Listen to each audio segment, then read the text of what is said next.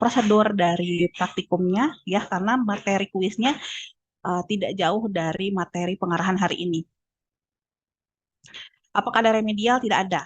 Ya, jadi nilai kuisnya seadanya dan itulah yang akan dipakai untuk nilai akhir. Ya, jadi jangan harap ada remedial nanti di akhir. Kalau nilai kuisnya jelek, praktikumnya jelek, apalagi UASnya jelek, ya silahkan bertemu lagi dengan kami, saya dan Bu Laras di tahun depan. Ya, gitu. Untuk praktikumnya, ya itu yang dinilai oleh asisten, yaitu keaktifan, logbook, dan laporan. Ya, seperti biasa. Kemudian UAS, ya nanti itu akan dilaksanakan. UASnya nanti akan diinfokan selanjutnya ya. Baik. Nah, ini untuk tata tertib praktikumnya tolong diperhatikan. Walaupun kalian sudah melaksanakan banyak sekali apa namanya mata kuliah praktikum gitu ya. Jangan sampai menyepelekan praktikum instrumen ini ya, karena eh, walaupun sifatnya tidak basah begitu ya, terlalu banyak menggunakan alat gelas, tapi karena kita menggunakan instrumen harus dengan hati-hati begitu ya. Pada saat praktikum juga sebenarnya eh, tidak langsung kalian begitu yang mengoperasikan instrumennya. Nanti akan dipandu oleh laboran ya. Nanti kalian sebagai praktikan akan eh, apa namanya melihat begitu ya, menyimak apa yang disampaikan oleh laboran dan diarahkan oleh asisten gitu ya. Nah, untuk tata tertibnya, pertama yang pasti kalian harus belajar terlebih dahulu materi dan prosedur percobaan sebelum kalian melakukan praktikum. Misalnya di hari Senin, ya, kelompok satu, ya, ini kan kalian semua dibagi menjadi 4 kelompok ya. Sorry, ada 4 kelas ya, ada 4 kelas praktikum. Nah, satu kelas itu nanti akan dibagi menjadi 4 kelompok, ya. Nah, kelompok pertama, ya misalnya hari Senin, kebagian yang kelompok pertama itu prosedur percobaannya, eh, modulnya itu mengenai spektrofotometri UV visible. Nah, kalian harus pelajari dulu materi dan prosedurnya. Jangan kalian buka modul pada saat baru buka modul pada saat praktikumnya gitu. Itu pasti ribet. Modul itu udah harus kalian pahami dan kalian hafal prosedurnya sebelum kalian masuk lab instrumen ya gitu. Jadi harus benar-benar memahami materi dan prosedurnya ya sebelum melakukan praktikum. Kemudian bagi yang tidak mengikuti responsi hari ini ya pengarahan hari ini tidak kami perkenankan mengikuti praktikum.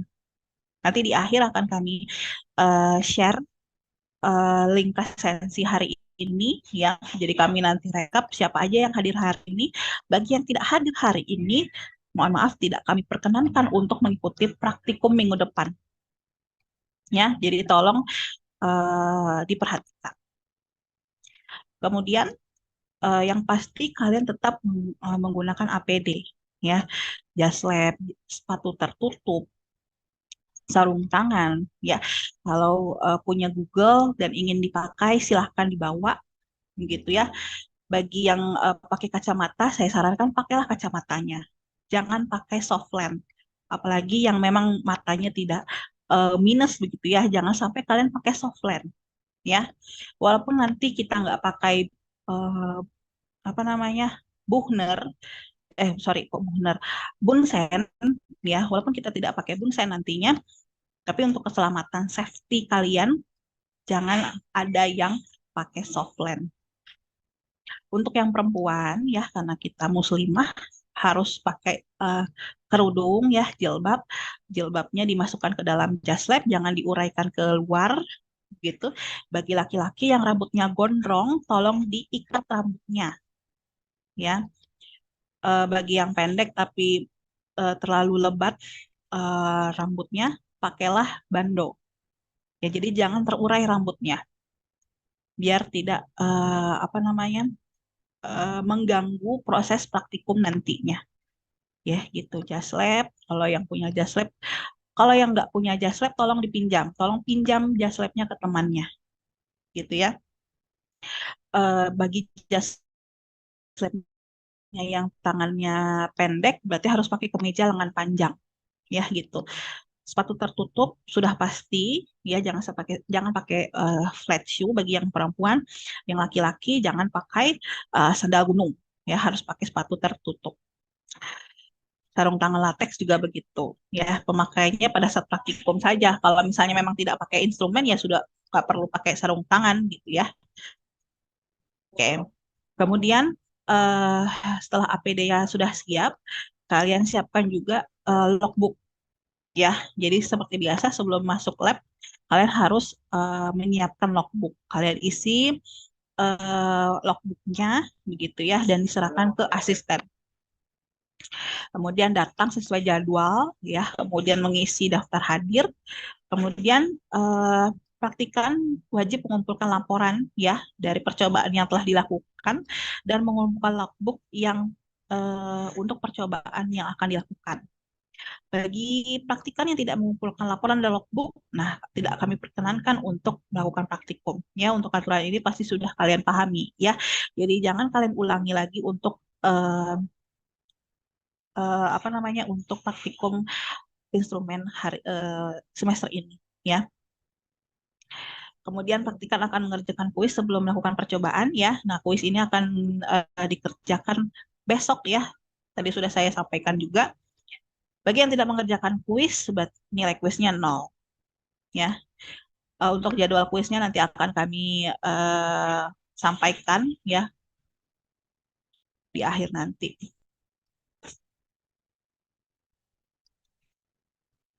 Oke ya, selama bekerja di laboratorium, setiap praktikan harus membawa modul, logbook, ya, laporan akhir, alat tulis dan lab kit, ya. Kemudian menggunakan jas lab, ya, alas kaki tertutup dan rambutnya rapih dan diikat bagi yang panjang. Bekerja dengan rapih, ya, pada meja yang ditentukan dan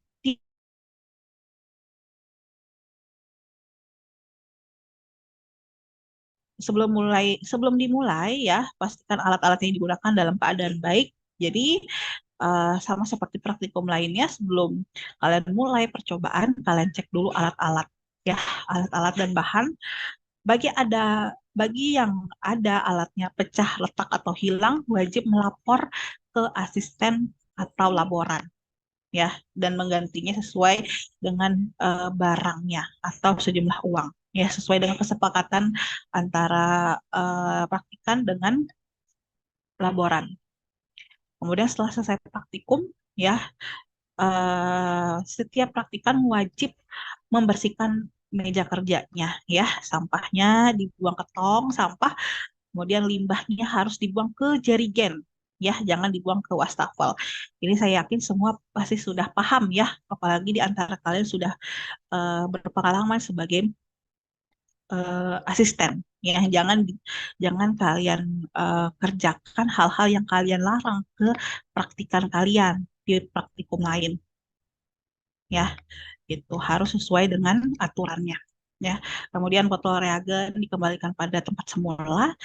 Logbook yang telah dilengkapi, hasil pengamatannya dikumpulkan dan dinilai oleh asisten praktikum. Ya, selanjutnya dikembalikan kepada praktikan yang bersangkutan.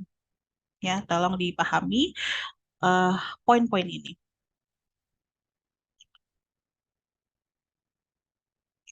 Oke, ya ini untuk isi lab kit ya.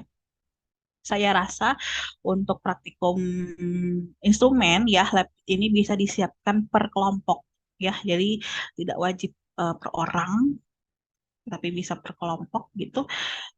Untuk isi lab kitnya yang pertama ini ya PPT test minimal 3 buah. Kenapa minimal? Karena memang ini sudah wajib ya punya sebenarnya PPT test. Kalau lebih banyak punya PPT test itu lebih baik ya. Kemudian botol vial dan tutup karet ya. Mungkin ada yang belum punya botol vial.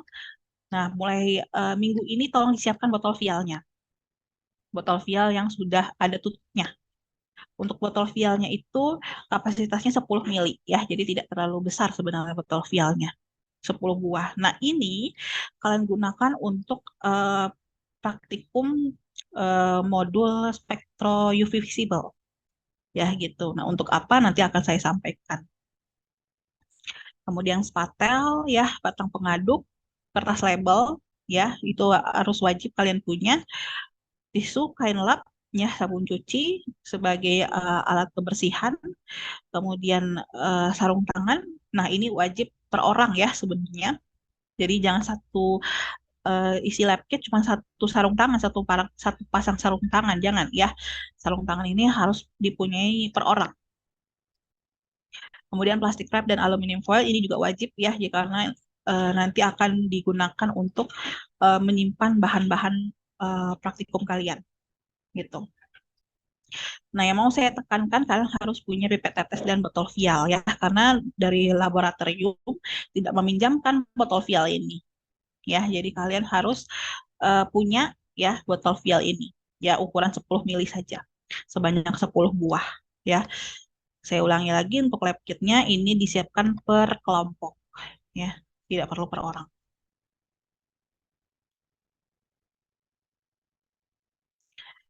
Nah, untuk logbook ya dan laporan, untuk formatnya sendiri pengerjaannya di kertas A4 ya, jadi bukan di buku ya. Jadi logbooknya itu seperti laporan pendahuluan begitu.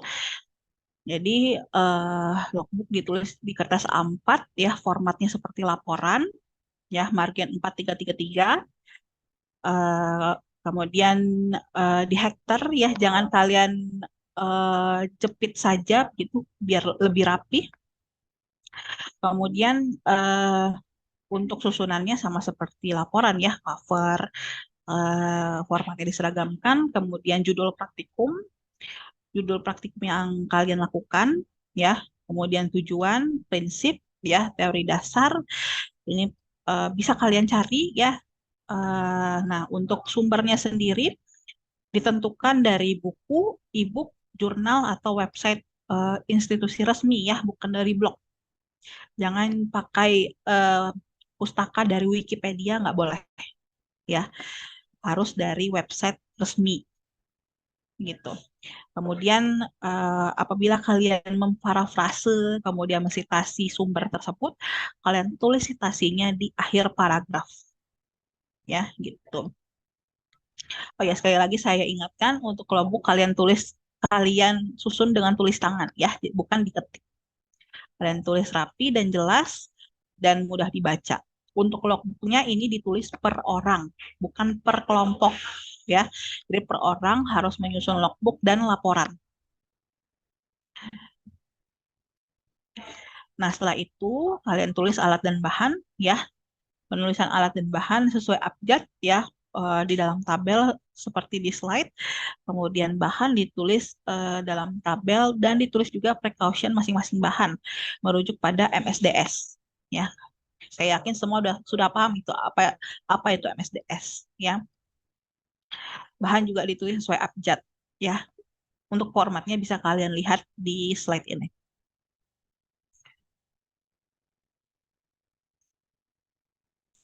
Kemudian prosedur kalian tulis dengan diagram alir ya dan kalimat pasif ya. Kotak pertama misalnya bahan eh, percobaannya pakai paracetamol. Kemudian di bawahnya baru prosedur ditimbang sebanyak 500 miligram, kemudian dilarutkan ke dalam eh, apa namanya, beker gelas, kemudian ditambah dengan aquades dan sebagainya begitu. Nah, ditulis dengan kalimat pasif ya dan dibuat dalam diagram alir. Nah, seperti itu ya.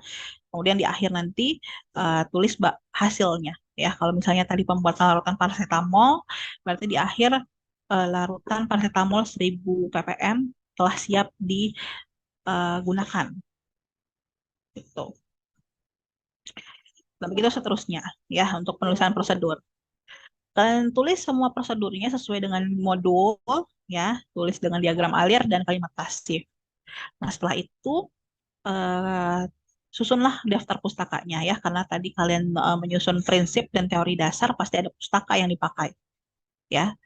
Nah, untuk daftar pustakanya pakai Harvard Style. Nah, nanti Harvard Style saya jelaskan formatnya seperti apa. Untuk penulisan daftar pustaka, kalian tulis di halaman baru, ya gitu. Jadi untuk logbook itu dimulai dari cover, tujuan, prinsip, teori dasar, alat bahan, dan prosedur, ya gitu. Nah, itu untuk logbook kalian tulis, kalian susun, kemudian kalian kumpulkan pada saat hari H praktikum, ya. Nah, itu untuk logbook. Nah, untuk laporannya, ya, nah dilanjutkan dengan bab 6 data pengamatan, ya. Nah, data pengamatannya itu ada tabel pengamatan, ya, zat perlakuan hasil, kemudian perhitungan, ya. Kalau ada perhitungan pembuatan larutan, kemudian perhitungan kadar, ya, kadar sampel, kalian tulis perhitungannya, kemudian em, kurva kalibrasi, ya. Jika ada pembuatan kurva kalibrasi, kalian lampirkan gitu ya di bab 6. Nah, itu sebagai laporan, ya. Penyusunannya itu setelah praktikum begitu ya. Nah, kemudian setelah disusun bab 6 baru bab pembahasan, ya. Untuk isi pembahasan, ya, itu pemaparan hasil dan dijelaskan hasil dan mengapanya gitu ya, alasan alasan mengapa hasil tersebut diperoleh, ya. Nah, kalau kalian menggunakan pustaka, ya, untuk mendukung alasan kalian, berarti kalian tulis citasinya di akhir kalimat. Nah, pustaka tersebut menjadi tambahan pustaka, ya, di daftar pustaka. Kemudian setelah bab pembahasan baru kesimpulan, ya. Kesimpulan sendiri poinnya itu menjawab tujuan, ya. Jadi kalau ada eh, 3 poin tujuan, berarti kesimpulannya juga ada 3 poin, gitu ya. Kesimpulan menjawab tujuan. Kemudian setelah itu baru daftar pustaka, ya, di halaman terakhir.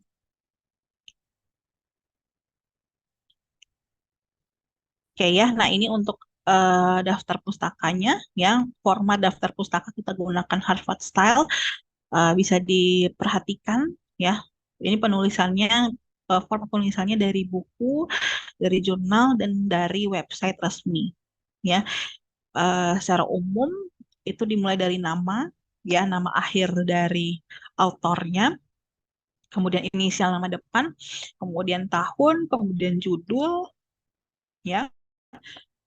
Kalau buku berarti judul buku, ya, kemudian kota dari terbitan buku tersebut dan penerbitnya. Nah, kalau dari eh, jurnal pustakanya berarti nama, tahun, ya, nama akhir autor, kemudian tahun, kemudian judul jurnal, judul artikel, ya, kemudian judul jurnal, ya, kemudian volume dan halaman, ya. Nah, untuk websitenya seperti ini, ya.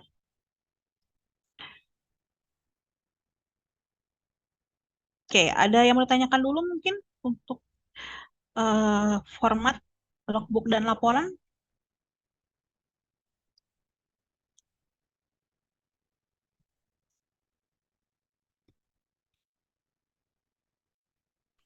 Ibu mau izin bertanya. Hmm?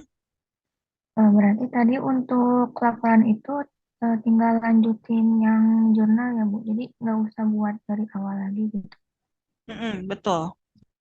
Nggak, eh, eh, jadi kalian sudah isi jurnal, udah susun logbook, begitu sampai bab lanjutkan bab 6 data pengamatan, gitu. Jadi tinggal tambah HVS untuk bab 6, bab 6, bab 7, bab 8, gitu. Jadi tidak perlu lagi tulis dari awal, dari tujuan, prinsip, prosedur, gitu, nggak perlu, ya. Baik, Ibu. Terima kasih. Oke. Gimana yang lain? Sudah paham belum format jurnal, format logbook dengan format laporan? Paham, Ibu. Oke, ya, saya tekankan lagi, logbook ini ditulis tangan, ya, logbook laporan tulis tangan, bukan diketik, dan disusun individu bukan kelompok, ya. Walaupun nanti pekerjaan kelompok, ya, penyusunan logbook dan laporannya per kelompok, ya. Nanti akan ketahuan di laporan juga isinya sama, ya, karena kerjaan kalian juga kelompok gitu ya. Di bab 6 dan di bab 6 pasti isinya sama satu kelompok itu. Nanti bedanya di bab 7 ya. Di bab 7 karena menyusunnya individu, jadi pembahasannya juga pasti beda-beda ya gitu. Nanti akan ketahuan pada saat dicek laporan ya.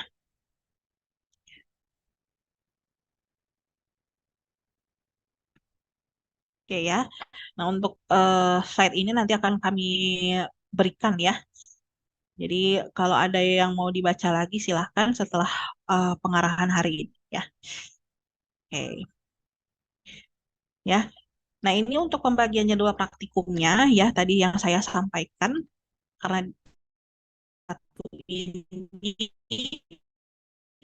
praktikumnya ada 4 kelas ya. 211A, 212B ya gitu. Nah, ini pembagiannya itu per kelas ya. Satu kelas itu nanti akan dibagi menjadi 4 kelompok ya, A, B, C, D. Nah, untuk masing-masing kelompok itu bukan berarti eh, pengerjaan praktikumnya itu tiap hari ya, tiap minggu maksud saya. Ya, jadi pembagiannya itu per jadwal seperti ini ya. Jadi di eh, 4 minggu pertama ya, itu pengerjaan prosedurnya adalah yang judul spektro UV visible dan eh, judul FAR ya. Di minggu pertama berarti minggu depan ya, ambil contoh yang kelas hari Senin itu kelasnya siapa? 21 apa? 211B. 211B ya. Kalau 211B berarti kelompok A misalnya ya. Kelompok A dari 211B ya, itu mengerjakan prosedur UV visible.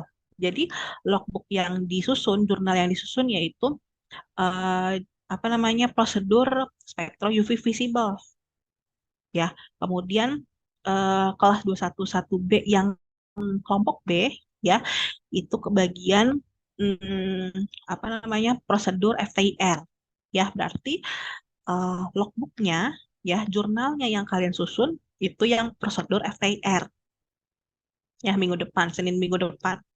Gitu juga yang hari Selasa dan Rabu gitu ya. Jadi minggu pertama kelompok A dan kelompok B-nya, kelompok A-nya itu mengerjakan UV visible, kelompok B mengerjakan FTIR. Nah, minggu kedua ya, minggu depannya lagi itu gantian kelompok C dan D ya. Jadi kelompok A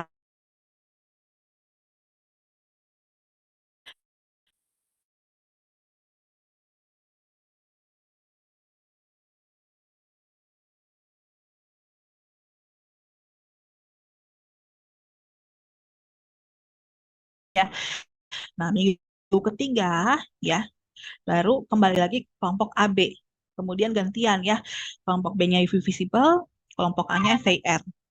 Kemudian minggu keempatnya ya gantian lagi yang CD, kelompok D-nya UV visible, kelompok C-nya FAR gitu ya. Nah, jadi 4 minggu pertama itu kita fokus mengerjakan UV visible dan FAR dulu. Nanti di 2 minggu terakhir ya, nah itu HPLC ya. Minggu kelima itu gabungan kelompok A dan B, minggu keenam kelompok C dan D ya. Nah, untuk pembagian nama kelompoknya nanti akan dibagikan oleh kakak asistennya ya. Jadi ini saya menjelaskan teknis praktikumnya dulu aja ya, teknis pelaksanaan praktikumnya itu. Ya, jadi satu orang ya itu sebenarnya hanya eh, mendapat 3 kali praktikum ya, 3 minggu ya, 3 minggu praktikum tapi diselang-seling gitu. Gimana, ada yang mau ditanyakan dulu, sudah paham belum untuk pembagian jadwal?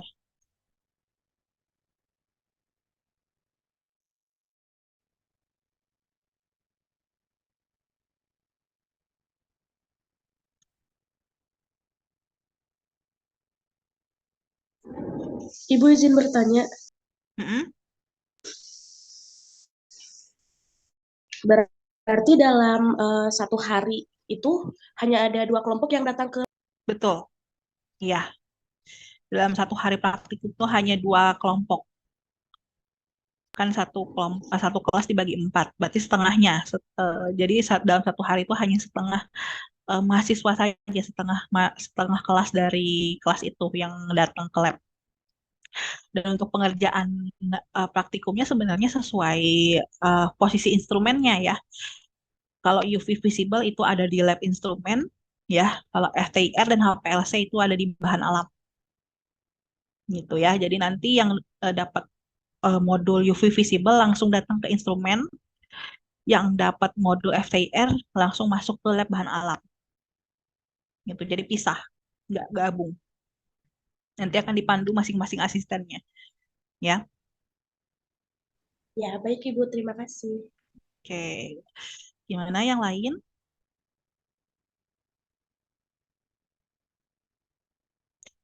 Masuknya sesuai eh, jadwal praktikum ya.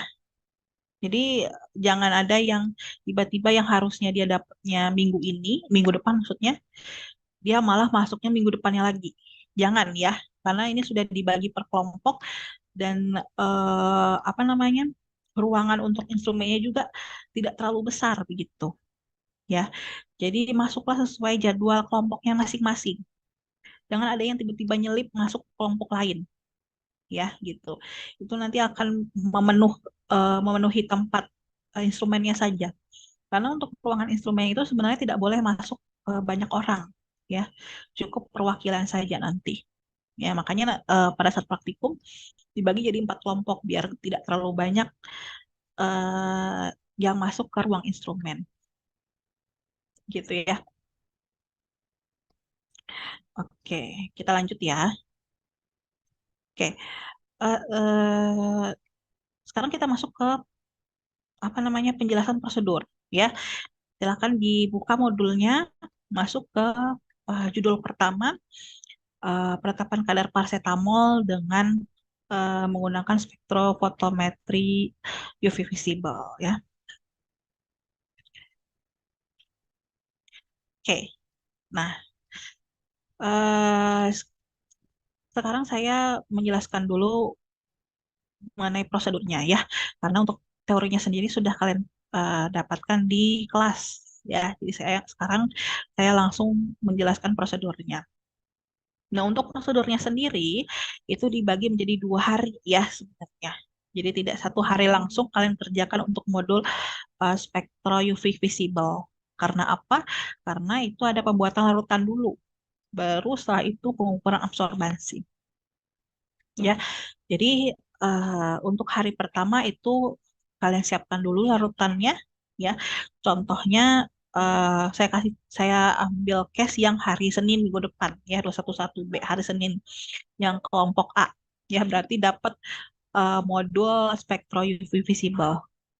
Berarti sebelum hari Senin ya, kalian sudah harus menyiapkan larutan blankonya, menyiapkan larutan-larutannya ya, yang prosedur hari pertama.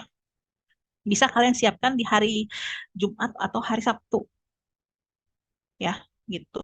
Jadi pas hari praktikum ya, hari Seninnya kalian bisa fokus untuk pengukuran absorbansinya gitu. Begitu juga yang hari Selasa ya, yang mendapat modul spektro UV visible, berarti hari Seninnya sehari sebelumnya kalian membuat dulu larutannya, di hari Selasa baru kalian ukur absorbansinya ya, kalian lakukan prosedur hari kedua ya. Gitu juga yang hari Rabu, berarti hari Selasanya kalian kerjakan dulu prosedur hari pertama. Nah, pada saat hari praktikum, hari Rabu, berarti kalian mengerjakan yang prosedur hari kedua. Gitu ya. Oke, jadi yang 211B kelompok A, ya nanti kalau udah ada pembagian kelompoknya, hari Jumat langsung datang ke lab ya untuk mengerjakan prosedur hari pertama. Gitu. Untuk pengumpulan logbooknya itu bisa di apa namanya, diskusikan dengan asistennya ya masing-masing per kelompok, eh, kapan untuk pengumpulan logbooknya pada saat hari H praktikum atau gimana ya. Oke. Nah, ini saya jelaskan dulu untuk prosedur hari pertamanya, yaitu fokus dalam pembuatan larutan. Pertama itu pembuatan larutan blanko, ya, karena larutan blanko yang kita gunakan itu adalah campuran metanol dan air. Jadi kita ambil dulu metanol ya yang sudah disiapkan oleh lab. Kalian pipet sebanyak 37,5.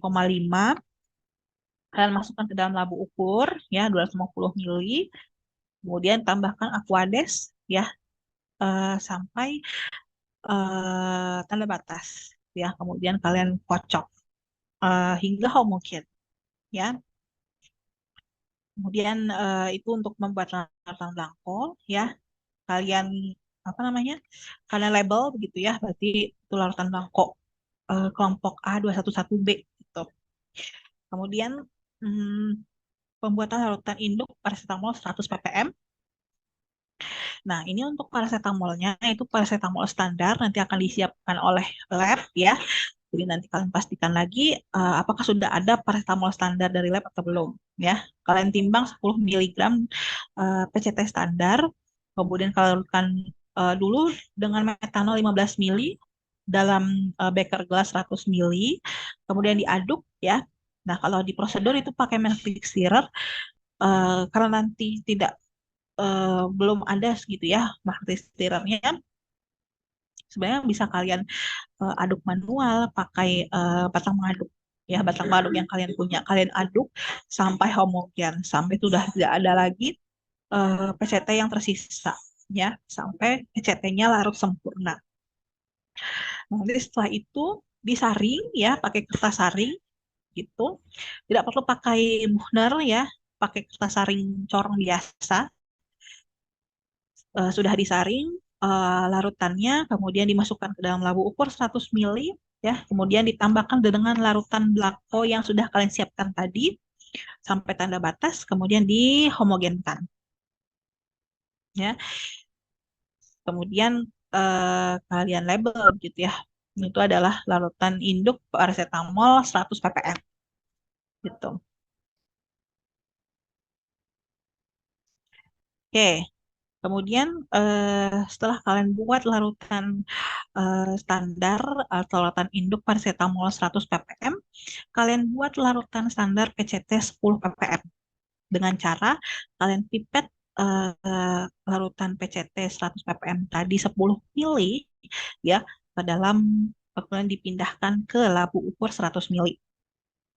Kemudian kalian encerkan larutan PCT 100 ppm tadi dengan blanko yang sudah kalian siapkan tadi hingga garis batas ya. Kemudian kalian homogenkan dan siap larutan baku PCT 10 ppm-nya. Ya gitu. Kemudian pembuatan larutan standar PCT dengan konsentrasi 4, 6, 8, 10, 12 ppm ya. Nah, ini cara penyiapannya menggunakan rumus pengenceran ya. Jadi kalian hitung dulu berapa banyak volume larutan standar PCT 100 ppm tadi ya, larutan induk PCT 100 ppm. Berapa banyak volumenya yang kalian pipet untuk membuat larutan baku PCT dengan konsentrasi 4, 6, 8, 10, 12 ya. Nah, pembuatan larutan standar dengan variasi konsentrasi ini ya kalian buat untuk apa namanya? Membuat kurva kalibrasi ya. Jadi kalian siapkan dulu larutan induk PCT 100 ppm. Setelah itu kalian siapkan larutan baku PCT 10 ppm. Kemudian dibuat lagi larutan standar PCT konsentrasi 4, 6, 8, 10, 12 ppm. Ya, kalian kerjakan saja sesuai prosedur ya, karena larutan-larutan ini akan kalian pakai untuk pengukuran absorbansi dengan spektro UV visible ya. Nah, sudah kalian buat semua larutan ini ya, baru kalian ukur absorbansinya itu di hari kedua ya. Nah, agar labu ukur itu bisa dipakai untuk praktikum lain ya.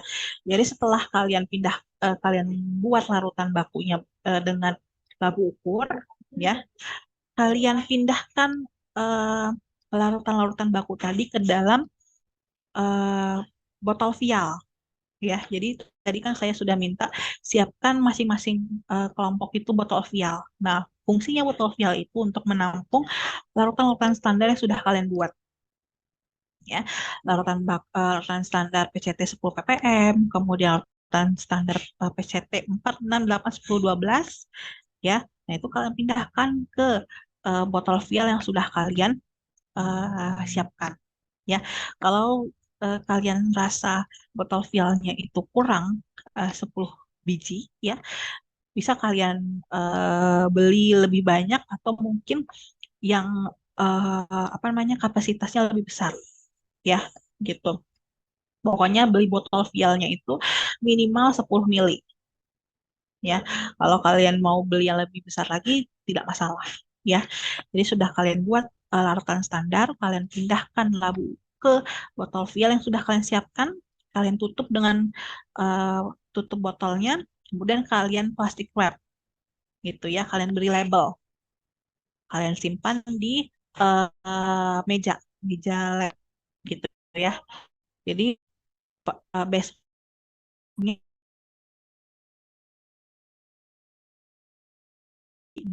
gitu. Jadi pas hari H praktikum tidak riuh lagi pembuatan larutan gitu. Ya, saya ulangi lagi. Jadi pas hari H praktikum tidak riuh lagi dalam pembuatan larutan. Fokus hanya eh, pengukuran absorbansi larutan. Ya, gitu. Setiap botol vialnya kalian beri label. Gitu ya.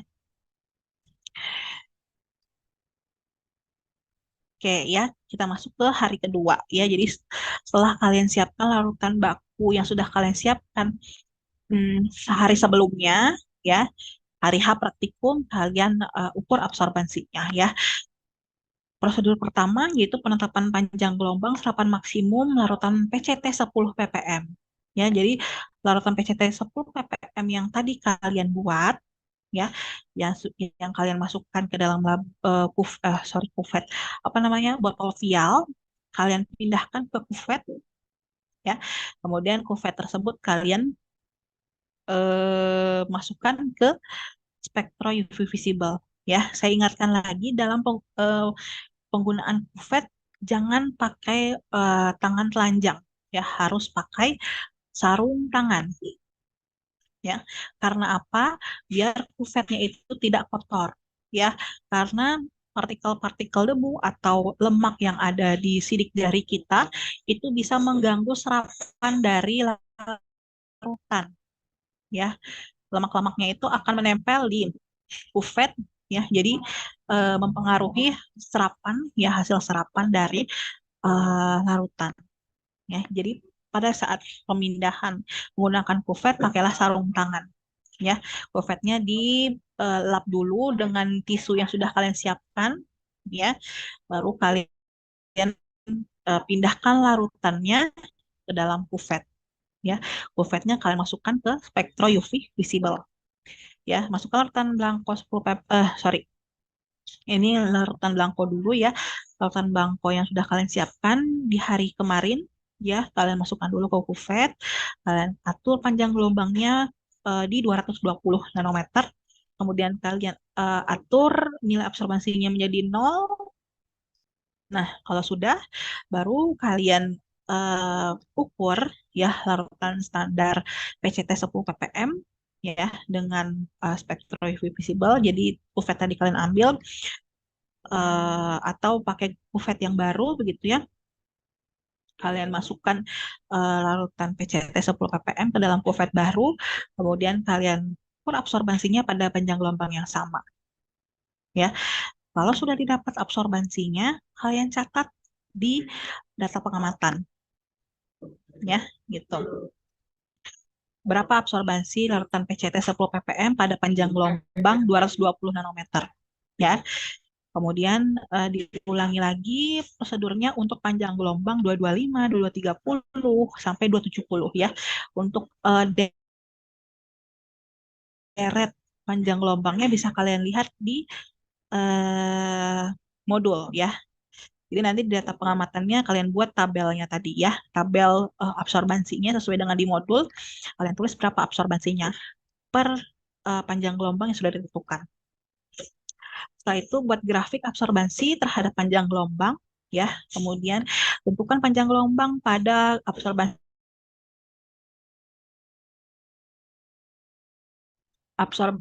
absorbansi maksimum ya. Kan absorbansinya itu yang baik di 0,2 sampai 0,8. Jadi absorbansi mana yang paling tinggi? Nah, itulah yang ditentukan sebagai serapan maksimum untuk panjang gelombang yang kita pakai untuk pengukuran larutan standar PCT. Ya, itu. Mana absorbansi yang maksimum di panjang gelombang berapa? Nah, itu yang kita pakai. Ya. Setelah itu ditentukan nilai absorptivitas molarnya. Ya, tentukan nilai E-nya dengan rumus apa? Rumus absorptivitas molar. Nah, kalian hitung ya. Kalian tulis di data pengamatan. Nah, sudah ditetapkan panjang gelombang maksimum, kalian ukur lagi ya larutan paracetamol dengan deret konsentrasi tadi 4, 6, 8, 10, 12 ya pada panjang gelombang yang sudah ditentukan di prosedur 5 ini. Misalnya di panjang gelombang 2, 2, 4, 5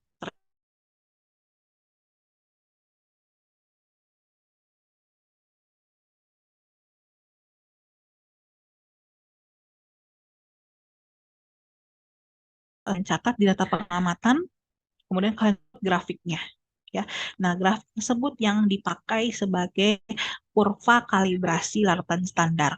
Kalian tentukan persamaan garis linearnya ya. Untuk apa namanya pembuatan grafik ini bisa kalian pakai Excel ya. Jadi kalian input data absorbansi sebagai sumbu Y, kemudian konsentrasi sebagai sumbu X begitu ya. Kemudian kalian tetapkan regresi linearnya ya di Excel tersebut berapa persamaannya Y sama dengan BX plus A ya.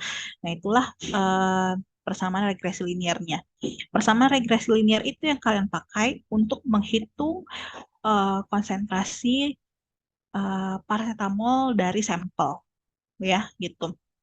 Jadi di penetapan kadar paracetamol ini ya kalian siapkan apa namanya obat ya, obat paracetamol bebas dari merek apapun ya, tapi kadarnya sudah ditentukan ya. Di modul itu kalau nggak salah obat paracetamol 500 miligram ya. Kalian siapkan per kelompok.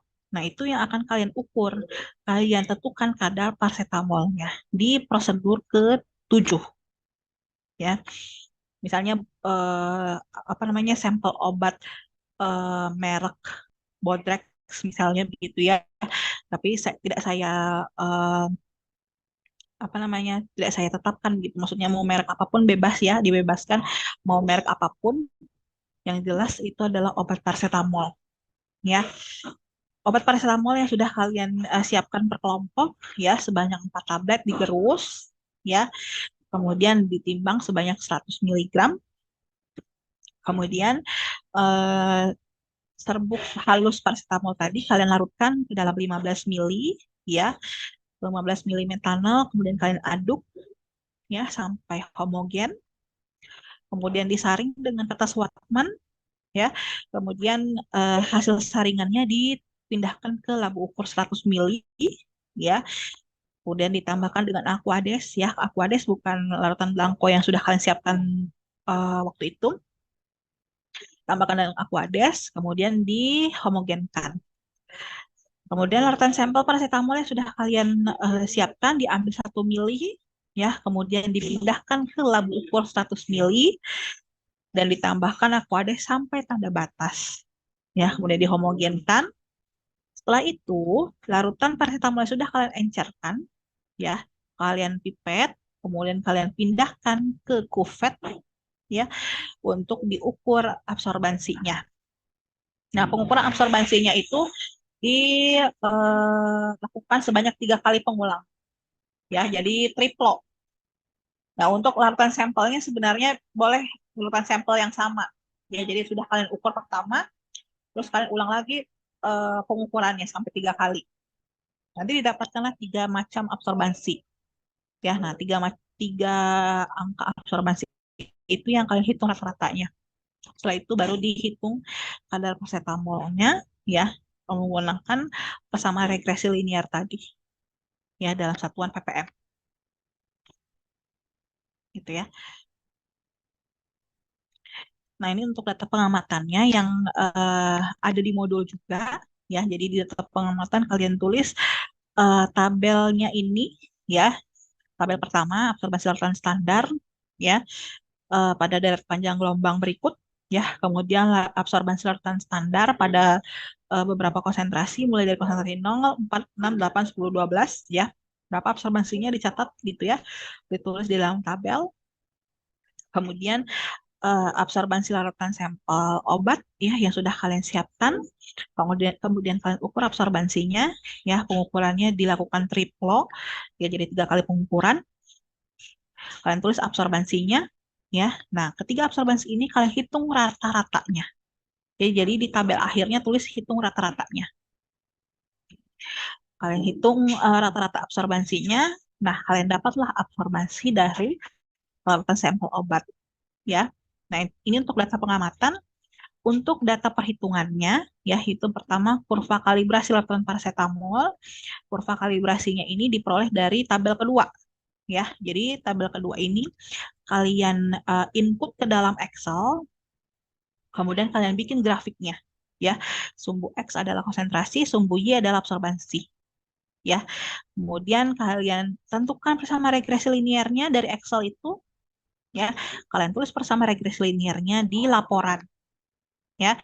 Sudah dapat persama regresi linearnya, kalian hitung kadar paracetamolnya dari regresi linear, ya. Jadi persama regresi linear kan Y sama dengan BX plus A, ya. Jadi Y-nya, ya, itu untuk absorbansi ini, rata-rata absorbansi larutan obat, sampel obat. Nah, X-nya itu adalah kadar paracetamol yang kalian tentukan, ya. B sama A-nya kan sudah diperoleh dari persama regresi linear. Ya, jadi tinggal X-nya, ya, nilai X sebagai kadar paracetamol sampel. Gitu, ya. Gimana, ada yang mau ditanyakan dulu untuk prosedur spektro UV visible?